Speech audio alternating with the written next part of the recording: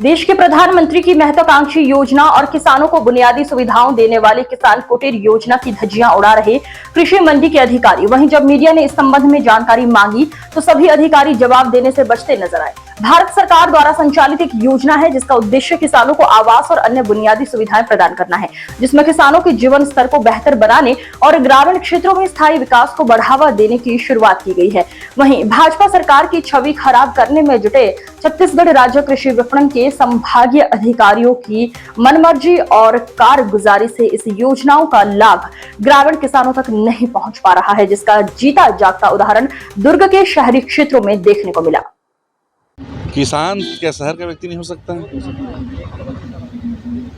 किसान का कोई पैमाना नहीं है, चाहे किसान गांव भी रहता है, शहर में भी रहता है। जहां किसान रहता है वहां शासन की सब प्रकार की योजनाएं कृषि क्षेत्र में लागू हो सकती है। और आपने जो किसी किसान कुटीर की बात की, तो जो इस स्थान की आप बात कर रहे हैं, दुर्ग नगर पालिक निगम क्षेत्र में 6 गाँव हैं आज भी वहाँ खेती होती है, उनकी ऋण पुस्तिका है जहाँ और वहाँ किसान अभी भी सोसाइटी में बोरसी के लोग अंडा में जाते हैं धान बेचने के लिए, को अपना जो उरला बघेरा के लोग रामनगर जेवरा सिस्टम में जाते हैं, पुरगांव के लोग आगे चंदपुरी में जाते हैं सोसाइटी में धान बेचने के लिए। तो जहाँ जहाँ किसान है वहाँ ये सब प्रकार के काम होंगे। कहीं ना कहीं जगह स्थल कर परिवर्तन करके मतलब शहरों के वार्डों में बनाया जा रहा है, उसको क्या कहना चाहिए? जहाँ किसान है, मैं बोला जहाँ किसान है वहाँ, क्योंकि उसका हेतु वही है, जो किसान है सियान है उनके लिए सदन बनाने हैं।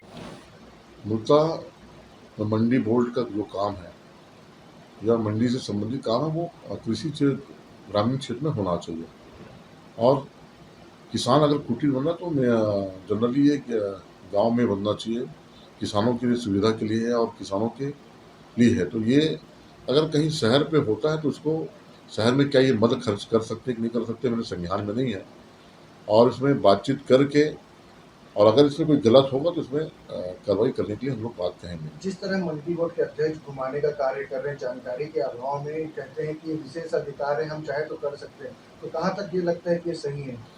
अब राजपत्र में है कि नहीं इसको हम लोग देखेंगे, और राजपत्र में होगा, अगर नहीं होगा तो निश्चित तौर पर ऐसे अधिकारियों पर कार्रवाई करने के लिए हम लोग बात करेंगे। ये जो योजना है वैसे तो किसानों के लिए बनाई गई थी कि किसानों को इसका लाभ मिले, किसानों को इसका फायदा मिले। ये दुर्ग का शहरी इलाका है, वार्ड नंबर 17 जवाहर नगर का।